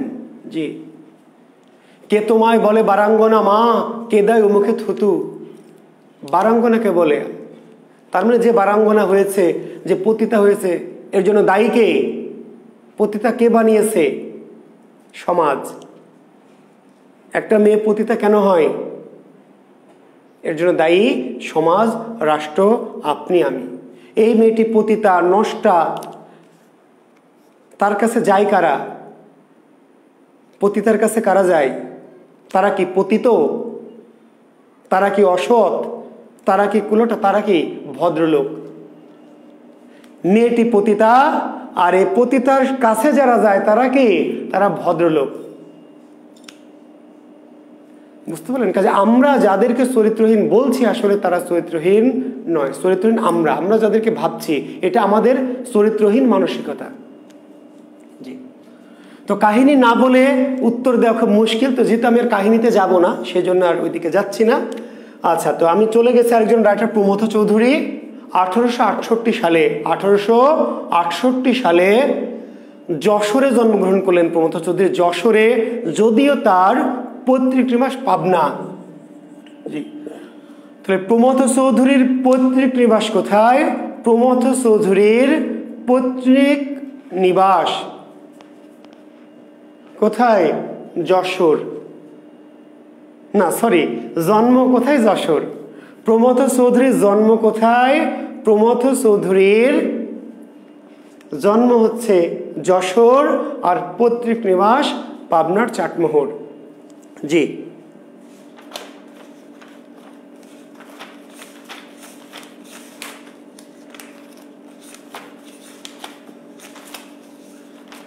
লিখেছেন?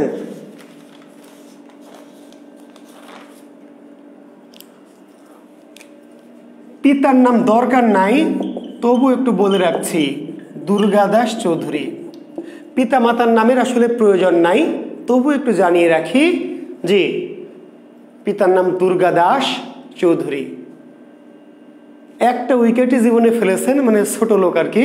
উইকেটটার নাম কি?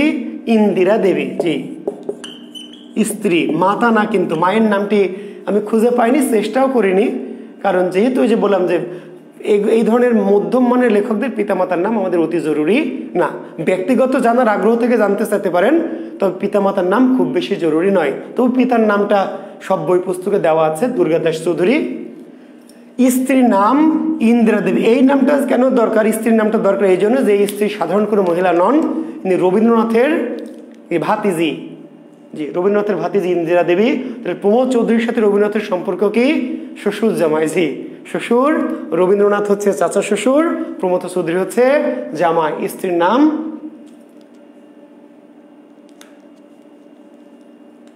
ইন্দিরা দেবী। প্রমথ চৌধুরী মূলত প্রাবন্ধিক। তবে প্রমথ চৌধুরীর বিশেষত্ব হচ্ছে তিনি বাংলার সাথে অমর হয়েছেন একটা বিশেষ কারণে, চলিত রীতির প্রবর্তক হিসাবে। প্রমথ চৌধুরীর অবদান বাংলার সাথে প্রাবন্ধিক হিসাবে বা উপন্যাসিক ইত্যাদি না। প্রমথ চৌধুরীর অবদান বাংলা সাহিত্যে কেন? প্রমথ চৌধুরী বাংলা সাহিত্যে স্মরণীয় হয়েছেন কেন? চলিত রীতির প্রবর্তক। চলিত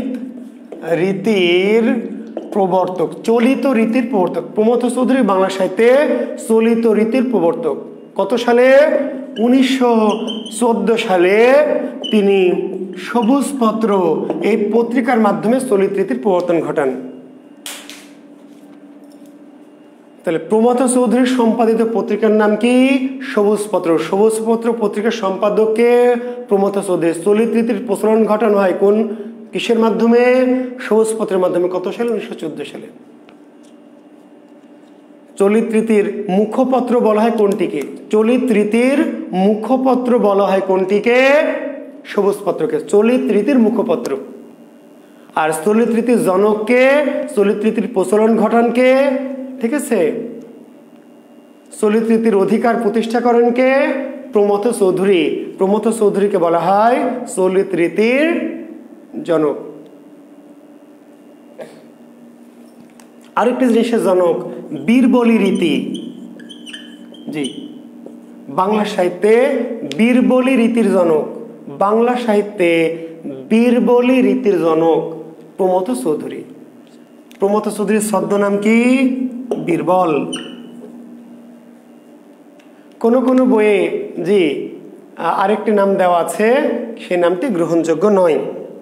জি নীললোহিত, কোনো বইয়ে প্রমোদ চৌধুরীর ছদ্মনাম নীললোহিত দেওয়া আছে না, বিভ্রান্ত হবেন না। নীললোহিত সুনীল গঙ্গোপাধ্যায়ের ছদ্মনাম। নীললোহিত কার ছদ্মনাম? নীললোহিত সুনীল গঙ্গোপাধ্যায়ের ছদ্মনাম।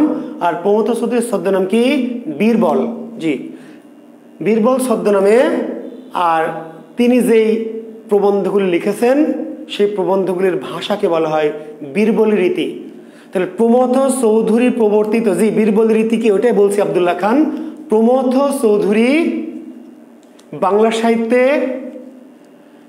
জি হাস্যরস এবং ব্যঙ্গের সমন্বয়ে, উইট বলা হয়, উইট, এই রীতিটাকে ইংরেজিতে বলা হয় উইট বা তীক্ষ্ণ ব্যঙ্গ বিদ্রুপ। তীক্ষ্ণ ব্যঙ্গ বিদ্রুপের কষাঘাত, তীক্ষ্ণ ব্যঙ্গ বিদ্রুপের কষাঘাত। একদিকে ব্যঙ্গ আর একদিকে কষাঘাত, বুঝেন? মানে ব্যঙ্গ করছে আবার পিনও দিচ্ছে, হ্যাঁ তাই না? জি তো এই যে ব্যঙ্গাত্মক, উইট হচ্ছে যে তীক্ষ্ণ ব্যঙ্গ বিদ্রুপের কষাঘাতের সাহায্যে তিনি যে প্রবন্ধগুলি যে লিখেছিলেন যে ভাষা দিয়ে, সে বীরবলী রীতি। ঠিক আছে, তাহলে ব্যঙ্গাত্মক কিন্তু কি তীক্ষ্ণ কষাঘাত সমৃদ্ধ যে ভাষা, ব্যঙ্গাত্মক কিন্তু তীক্ষ্ণ কষাঘাত সমৃদ্ধ যে ভাষায় প্রমথ চৌধুরী তার প্রবন্ধগুলি লিখেছিলেন, সেই প্রবন্ধের ভাষাকে বাংলা সাহিত্যে বলা হয় বীরবলী রীতি। বীরবলী রীতির বৈশিষ্ট্য কি? যে একদিকে থাকবে ব্যঙ্গ বিদ্রুপ রস, আর একদিকে থাকবে কি তীক্ষ্ণ খোঁচা, তীক্ষ্ণ কি খোঁচা। ব্যঙ্গ বিদ্রুপও থাকবে, তীক্ষ্ণ খোঁচাও থাকবে। বুঝতে পারলেন? জি হ্যাঁ, যে আর শাওন, ধন্যবাদ তোমাকে তোমার ছোট্ট কবিতার জন্য। ভান্ডারে তব বিবিধ রস, যশ স্যার আমাদের বাংলার বস। ঠিক আছে, আচ্ছা খুশি হলুম, বেঁচে থাকো, দীর্ঘজীবী হও। জি তাহলে বুঝতে পারলেন বীরবলী রীতিটা কি? জি ব্যঙ্গাত্মক কিন্তু আমাদের বঙ্কিমও লিখেছে, বঙ্কিমের যে প্রবন্ধগুলি, তাই না, কমলাকান্তে, সেখানে ব্যঙ্গ আছে। কিন্তু বীরবলী রীতিতে ব্যঙ্গ বিদ্রুপ আছে, পাশাপাশি তীক্ষ্ণ কষাঘাত, যে একদিকে ব্যঙ্গ মজা আর ভিতরে কি জি চাবুক, কষাঘাত, মানে চাবুকের আঘাত। ব্যঙ্গ বিদ্রুপও করছে আবার কষাঘাত দিচ্ছে, একে বলা হয়, এই ভাষাকে বলা হয় বীরবলী রীতি। তো বীরবলী রীতিতে লেখা গ্রন্থ কি? বীরবলের হালখাতা। প্রমোদ চৌধুরীর সর্বশ্রেষ্ঠ প্রবন্ধের নাম কি? লিখে নেন। প্রমোদ চৌধুরীর সর্বশ্রেষ্ঠ প্রবন্ধের নাম হলো বীরবলের হালখাতা। প্রমথ চৌধুরীর সর্বশ্রেষ্ঠ প্রবন্ধের নাম বীরবলের হালখাতা। প্রমথ চৌধুরীর সর্বশ্রেষ্ঠ প্রবন্ধের নাম বীরবলের হালখাতা, 1917 সাল। জি তবে তার প্রথম প্রবন্ধের নাম তেল নুন লকড়ি। জি প্রথম প্রবন্ধ, যেটি খুব একটা বিখ্যাত না, তেল নুন লকড়ি, 1906 সালে। প্রমথ চৌধুরীর প্রথম প্রবন্ধের নাম কি? প্রথম প্রবন্ধের নাম হচ্ছে তেল নুন লকড়ি, 1906 সালে। তবে প্রমোদ চৌধুরীর সর্বশ্রেষ্ঠ প্রবন্ধ গ্রন্থের নাম কি? সর্বশ্রেষ্ঠ প্রবন্ধ গ্রন্থের নাম হচ্ছে বীরবলের হালখাতা। জি মতিউর রহমান, ধন্যবাদ, শুভকামনা। জি জাতীয় পাখি দোয়েল, গুরু মোদের জুয়েল স্যার, থ্যাংক ইউ। অন্যান্য প্রবন্ধের নাম কি? লিখে নেন। বীরবলের হালখাতা, তারপর নানা কথা,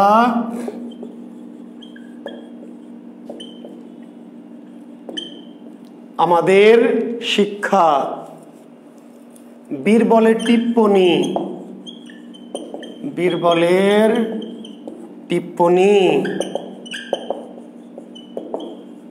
রায়তের কথা, বীরবলের টিপ্পনী, রায়তের কথা,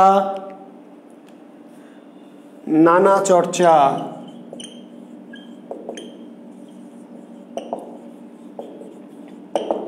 ঘরে বাইরে এখন দেখেন ঘরে বাইরে রচয়িতাকে, ঘরে বাইরে রচয়িতাকে, ঘরে বাইরে রচয়িতাকে, তো ঘরে বাইরে রচয়িতা রবীন্দ্রনাথ ঠাকুর, শ্বশুর আবার জামাই দুজনেই।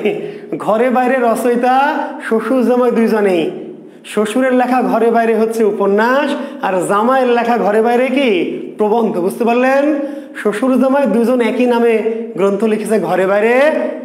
শ্বশুরের ঘরে বাইরে কি উপন্যাস, আর জামাইয়ের ঘরে বাইরে কি প্রবন্ধ। ঠিক আছে, লিখেছেন? জি। প্রাচীন হিন্দুস্থান, প্রাচীন হিন্দুস্থান, জি। বঙ্গ সাহিত্যের সংক্ষিপ্ত পরিচয়, এটা আটবে কিনা জানি না আমি। বঙ্গ সাহিত্যের, আমি নিচে লিখছি একই কিন্তু একসাথে, সংক্ষিপ্ত পরিচয়, জি। তাহলে একটু লিখে নেন প্রবন্ধ গ্রন্থগুলির নাম, এগুলো বই পুস্তকে পাবেন, এগুলো এমন কিছু জরুরি না। তাহলে প্রথম প্রবন্ধ তেল নুন লাকড়ি, সর্বশ্রেষ্ঠ প্রবন্ধ বীরবলের হালখাতা, সম্ভব হলে বীরবলের হালখাতা সালটা একটু একটা সাল, এই সালটা মনে রাখবেন।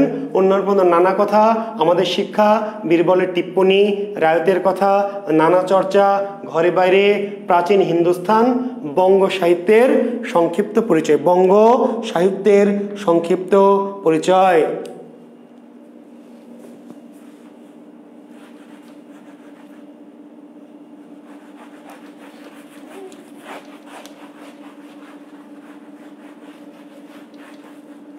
গল্প, কিছু গল্প গ্রন্থ লিখেছেন তিনি। গল্প গ্রন্থ কি?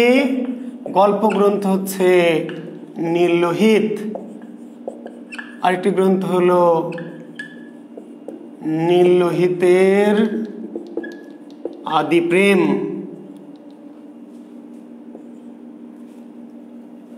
নীললোহিত, নীললোহিতের আদি প্রেম, স্যার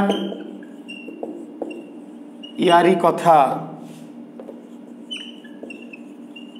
অনুকথা সপ্তক,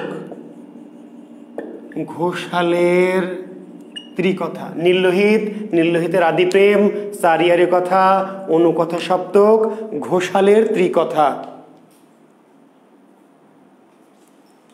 আহুতি, এগুলি হচ্ছে প্রমথ চৌধুরী রচিত গল্প গ্রন্থ। সাহিত্যে খেলা প্রবন্ধ, প্রবন্ধ গ্রন্থ না মণিশঙ্কর, বুঝতে পেরেছো? সাহিত্যে খেলা হচ্ছে কি? হ্যাঁ, প্রবন্ধ।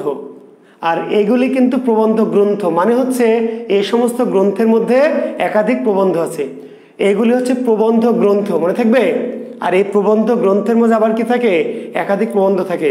সাহিত্যে খেলা একটা প্রবন্ধ, সবুজপত্র একটা প্রবন্ধ, ঠিক আছে? হ্যাঁ, তো এগুলি হচ্ছে এগুলি তো না, আগে যেগুলি লিখলাম সেগুলি প্রবন্ধ গ্রন্থ।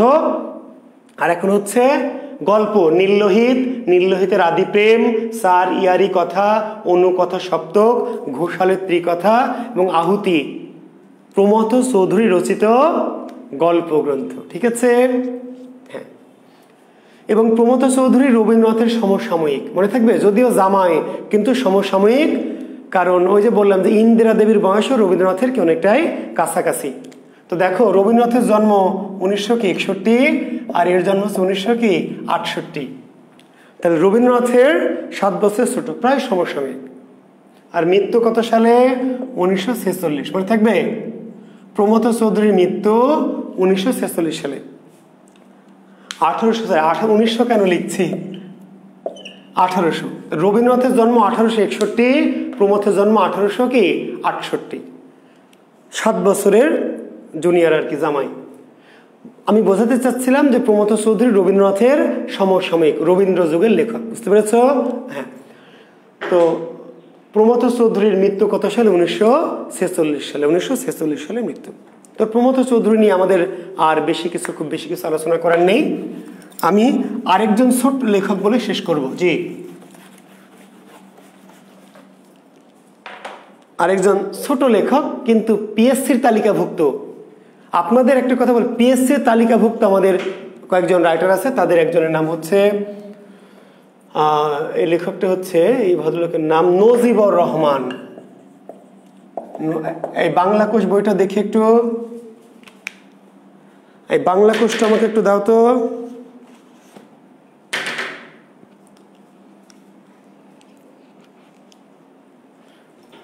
আমরা এখন যে লেখকটি পড়ব এই লেখকের নাম হচ্ছে, আচ্ছা হ্যাঁ, মাসুমা মুক্তা, একটা থ্যাংক ইউ। আমার বই দাও, নতুন বইটা একটা দাও, কপি দাও। সনেট 50, থ্যাংক ইউ মাসুমা মুক্তা, তোমাকে ধন্যবাদ, ভুলে গেছিলাম।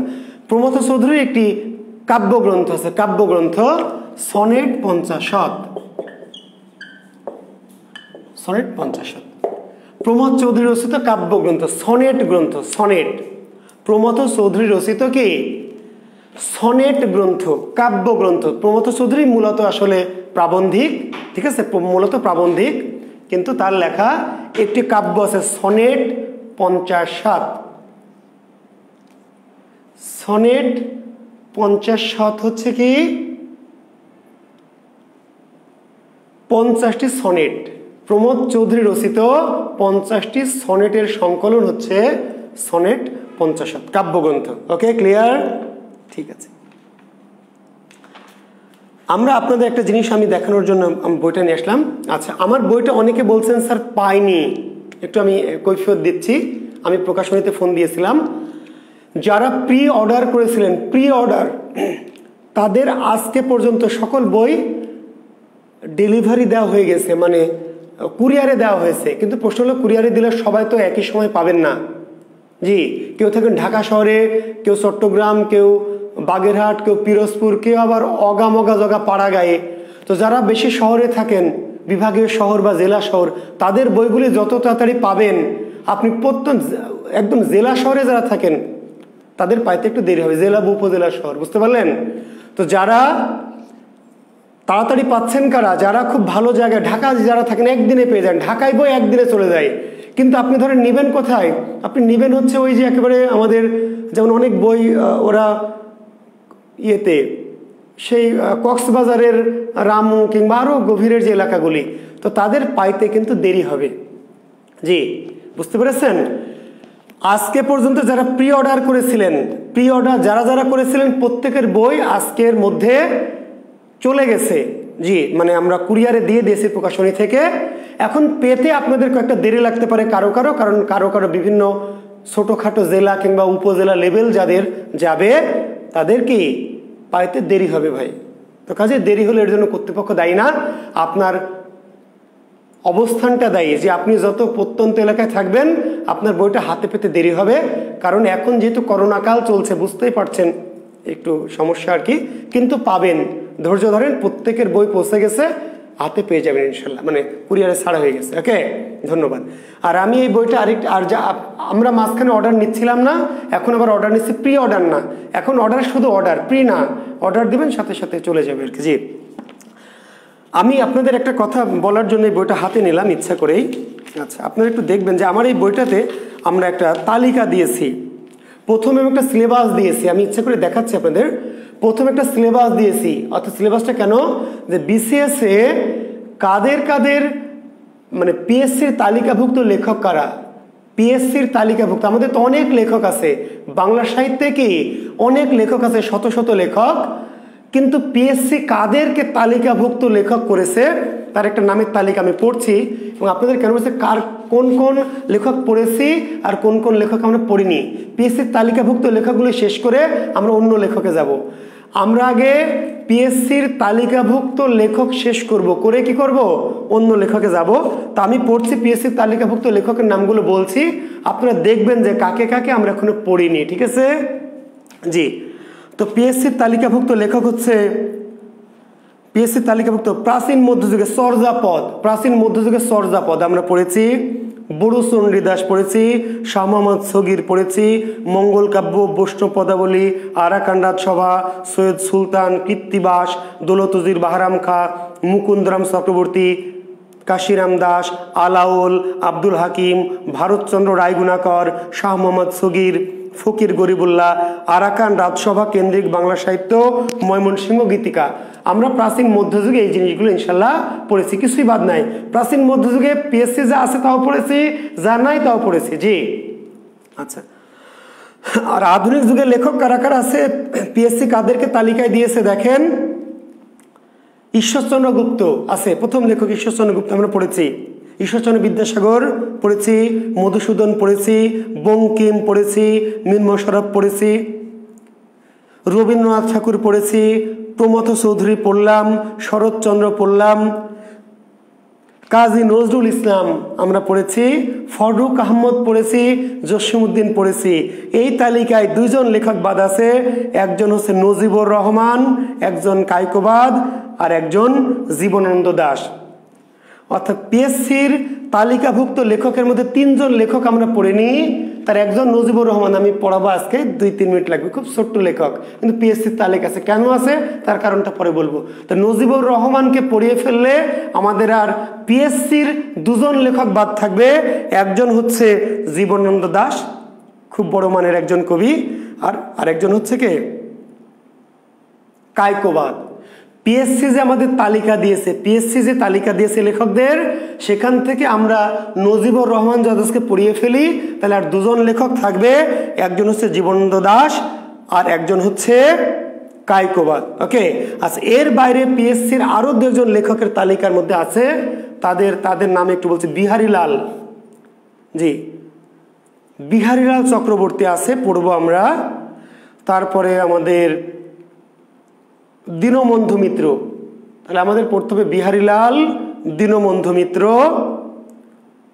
এই তাহলে শেষ। তাহলে পিএসসির তালিকাভুক্ত লেখকের মধ্যে আমরা যদি নজিবুর রহমান পড়ি, তাহলে এরপরে আমাদের পড়তে হবে কাকে কাকে, এরপরে পড়তে হবে আমাদের জীবনানন্দ দাশ, আমাদের পড়তে হবে কায়কোবাদ, আমাদের পড়তে হবে দীনবন্ধু মিত্র, আমাদের পড়তে হবে বিহারীলাল। পিএসসির তালিকাভুক্ত লেখক, পিএসসির কি তালিকাভুক্ত লেখক। আমরা যা যা পড়িয়েছি, আমরা যেগুলো পড়িয়েছি সবই পিএসসির তালিকাভুক্ত লেখকগুলি পড়িয়েছি। এর বাইরে আমাদের এই কয়জন লেখক, তাহলে নজিবুর রহমান যদি আজকে শেষ করে ফেলি, জীবনানন্দ দাশ, কায়কোবাদ, দীনবন্ধু মিত্র, বিহারীলাল, আগামী দিন পড়ালে পিএসসির তালিকাভুক্ত লেখক কি ক্লোজ। এর বাইরেও আমরা প্রগতিশীল বা বুদ্ধিজীবী লেখকগুলি পড়িয়ে ফেলেছি। এর পাশাপাশি আরও কিছু লেখক আমরা পড়াবো ইনশাল্লাহ, জি, সিরিয়াল করে। কিন্তু আমরা আগামী ক্লাসে এই বাকি লেখকগুলি মেরে দেব, বুঝতে পেরেছেন কি? আগামী ক্লাসে আমরা পিএসসির তালিকাভুক্ত যে লেখক তাদেরকে মেরে দিব, দিয়ে পিএসসি তারপরে বলেছে অন্যান্য, এই লেখকদের নামের পরে কি বলেছে অন্যান্য। তারপরে আমরা অন্যান্যের মধ্যে কে কে আছে, আমাদের এই যে হুমায়ুন আহমেদ আছে, হুমায়ুন আজাদ আছে, অনেকে আছে যে আমি নাম বলে শেষ করতে পারবো, বেগম রোকে আছে, সুফিয়া কামাল আছে, জি, মানিক বন্দ্যোপাধ্যায়, তারাশঙ্কর, আমরা অনেক লেখকই পড়বো, চেষ্টা করবো ইনশাল্লাহ। তো আমি আগে আগামী ক্লাসে এই বাকি লেখকগুলোকে কি করব, শেষ করব। তো তাহলে আজকে কি নজিবুর রহমান যেহেতু কথা দিয়েছি, কথা দিলে কথা রাখতে হয়, নজিবুর রহমান শেষ করব। লেখেন নজিবুর রহমান, লেখেন। জি, জন্ম 1860 সালে। ডাস্টার খুঁজে পাচ্ছি না, ডাস্টার কই? নজিবুর রহমান, জি, আজকের দিনে এই লেখকের নাম খুঁজে পাওয়া যাবে না। আজকের দিনে নজিবুর রহমান বললে কেউ চিনবে না। আমার ধারণা নজিবুর রহমানকে চিনে বিসিএস যারা প্রস্তুতি নেয় তারা ছাড়া এরকম লেখক খুঁজে পাওয়া, মানে ছাত্র খুঁজে পাওয়া যাবে না। নজিবুর রহমানের নাম শুনেছে যারা শুধু চাকরির পরীক্ষা দেয়, এইরকম লেখক ছাড়া খুঁজে পাওয়া যাবে না। কিন্তু কেন এই লেখককে পিএসসি পাঠ্যক্রমে তালিকাভুক্ত করেছে? এক সময়ের অতি জনপ্রিয় লেখক এই নজিবুর রহমান, এক সময়ের অতি জনপ্রিয় লেখক। জি, বুঝতে পারলেন? তার লেখা উপন্যাস আনোয়ারা বাংলা উপন্যাসের ইতিহাসে রেকর্ড। বাংলা এই আনোয়ারার মতো বেশি বিক্রি হয়েছে এমন কোন উপন্যাস বাংলা সাহিত্যের একটা নেই। ভালো করে শুনবেন, বাংলা সাহিত্যে সবচেয়ে বহুল বিক্রিত উপন্যাসটির নাম কি? আনোয়ারা। যে আনোয়ারার লেখক হচ্ছে নজিবুর রহমান। এখনকার দিনে যেমন হুমায়ুন আহমেদ বই বিক্রির দিক থেকে সর্বাধিক বিক্রিত, ঠিক তেমনি নজিবুর রহমান ছিল এক সময় বহুল বিক্রিত তার এই আনোয়ার উপন্যাস। এই উপন্যাসটির জন্যই নজিবুর রহমানকে বাংলা সাহিত্যে পিএসসি তালিকাভুক্ত করেছে এবং এই উপন্যাসের জন্য নজিবুর রহমানকে উপাধি দেওয়া হয়েছে কি সাহিত্য রত্ন। নজিবুর রহমানের উপাধি কি সাহিত্য রত্ন, সাহিত্য রত্ন। নজিবুর রহমানের উপাধি সাহিত্য রত্ন। নজিবুর রহমানের জন্ম লিখে নেন 1860 সালে। জন্মটা লিখে নেন সিরাজগঞ্জ জেলার শাহজাদপুর উপজেলার সর বেলতল গ্রাম। 1860 সালে সিরাজগঞ্জ জেলার শাহজাদপুর উপজেলার সর বেলতল গ্রামে নজিবুর রহমানের জন্ম। এর পিতা মাতা ভাই বোন ডার্লিং বউটো কিছু নামে জানার দরকার নাই, শুধু জন্ম সালটা মনে রাখবেন আর সম্ভব হলে মৃত্যু সালটা অতি জরুরি না, পারলে একটু মনে রাখবেন 1923 সাল। আর একটা উপন্যাস আনোয়ারা, আর কিছু লাগবে না। আনোয়ারা রচয়িতাকে নজিবুর রহমান। নজিবুর রহমান রচিত গ্রন্থের নাম কি আনোয়ারা। উপাধি কি সাহিত্যরত্ন। সাহিত্যরত্ন কার উপাধি নজিবুর রহমান। তবে এর বাইরেও তার আরো দু একটি উপন্যাস আছে, নামগুলি খুবই মজার। জি, এগুলি সিনেমা হলে বাপ্পারাজকে নায়ক নেওয়া লাগতো, অন্য কাউকে দিয়ে হবে না। বাপ্পারাজের জি আনোয়ারা। আরেকটি উপন্যাসের নাম হলো প্রেমের সমাধি। আরেকটি উপন্যাস গরিবের মেয়ে, পরিণাম, এ দুনিয়া আর চাইনা। জি, তবে এখন যদি আপনাকে এই উপন্যাসগুলি পড়তে দেই আপনার হাসি পাবে। জি, এই উপন্যাস মানুষ একসময় এই উপন্যাস পড়ে কেঁদে কেটে জারে জার হয়ে গেছে। এই সমস্ত উপন্যাস, শরতের উপন্যাস, মেয়েরা পড়তো, পড়ে পড়ে কাঁদতো। মেয়েদের কি গভীর গোপন বেদনা কষ্ট শরৎচন্দ্র প্রকাশ করেছে। আর এই নজিবুর রহমান তার উপন্যাসে সেই সময়ের যে গভীর গোপন প্রেম, না বলা, বুক ফাটে তাও মুখ ফোটে না, এই যে আনোয়ারার যে জীবনের প্রেম ভালোবাসা দুঃখ কষ্ট বেদনা, কিন্তু অনেকটা যাত্রার ঢঙে লেখা। আবেগগুলো কি যাত্রার ঢঙে। এখনকার দিনে পড়লে আপনার কি হাসি পাবে, মনে হবে এই উপন্যাস আবার যেত। তখনকার দিনে এই জাতীয় উপন্যাস আবেগময়, তাই না? সামাজিক সম্ভ্রম, সামাজিক মর্যাদার কাছে প্রেম ভালোবাসা কি প্রচন্ড ভালোবাসে, প্রচন্ড আকর্ষণ, কিন্তু প্রকাশ করবে না, বলা যাবে না, মানুষ খারাপ বলবে, তাই না? বুকের ভিতরে ভালোবাসা, বুক ফাটবে তবু মুখ ফুটবে না। নারীর এই যে কষ্ট, এগুলি মূলত এই সমস্ত উপন্যাস। আনোয়ারা, প্রেমের সমাধি, গরিবের মেয়ে, পরিণাম, এ দুনিয়ার চাই না, এই সমস্ত উপন্যাসের মধ্য দিয়ে এই আবেগীয় এক ধরনের বাঙালির যে এক ধরনের সস্তা আবেগ, সস্তা বলছি এই জন্য যে আসলে এক সময় এই আবেগগুলো একটু মানুষের কাছে ছিল, এখনকার দিনে সস্তা হয়ে গেছে, সেই সময়গুলোর মূল্য ছিল। ভালোবাসাকে সমাধি করে দেওয়া বা ভালোবাসা প্রেম তো খারাপ জিনিস, ভালোবাসা থাকবেই, বুকের মধ্যে চাপা থাকবে, কিন্তু প্রকাশ করা যাবে না, কারণ জানলে গুরুজনরা খারাপ বলবে, মানুষ খারাপ বলবে, সমাজে কলঙ্ক হবে, পারিবারিক সম্মানহানি হবে। কাজে প্রেমের জন্য কাঁদবো, দুঃখ পাবো, জীবন দিয়ে দিব, বুকের কষ্ট বুকে পুষে রাখবো, কিন্তু প্রকাশ করবো না। এই সমস্ত আবেগ নিয়ে লেখা এই উপন্যাসগুলি। নায়িকাদের জীবনের কি কষ্ট, মেয়েদের জীবনের যে কি কষ্ট, দুঃখ বেদনা, হতাশা, পাওয়া না পাওয়া, এগুলি মূলত এই উপন্যাসগুলির বিষয়। তো আমরা মূল কাহিনীতে যাব না, নামগুলি মনে রাখবেন। নাম আনোয়ারা, প্রেমের সমাধি, গরিবের মেয়ে, পরিণাম, এ দুনিয়ার চাই না। জি, নজিবুর রহমান রচিত উপন্যাস, শ্রেষ্ঠ উপন্যাস আনোয়ারা। এই উপন্যাসটির জন্য নজিবুর রহমানকে সাহিত্যরত্ন উপাধিতে ভূষিত করা হয়েছে। তো শিক্ষার্থী বন্ধুরা, ধন্যবাদ, শুভকামনা সবার জন্যই থাকলো, ঠিক আছে? হ্যাঁ, হাসান মাহমুদ লিখেছেন, সর্বজন শ্রদ্ধেয় মোদের স্যার জুয়েল, জগতের বিষয় সব বিষয়ে জ্ঞান ওঠেল। ধন্যবাদ শিক্ষার্থী বন্ধুরা। হ্যাঁ, ওকে, হ্যাঁ, সুমা দাস, থ্যাংক ইউ। আচ্ছা, প্রেমের সমাধি সিনেমার একটা গান গাইবো, গিয়েছি তো এক সময়, গিয়েছি না প্রেমের সমাধি সিনেমার গান? শুনবেন প্রেমের সমাধি সিনেমার গান? গিয়েছিলাম মনে হয় রোমান্টিক যুগ আলোচনা করতে গিয়ে, নাকি?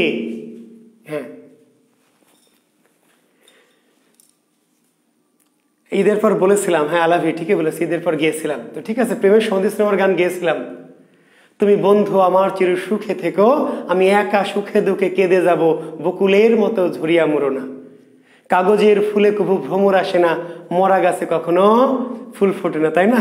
হ্যাঁ, গান শুনিয়েছিলাম, দেখে নেবেন। জি ওকে শিক্ষার্থী বন্ধুরা, তো ভালো থাকবেন, শুভরাত্রি, ধন্যবাদ, আল্লাহ হাফেজ।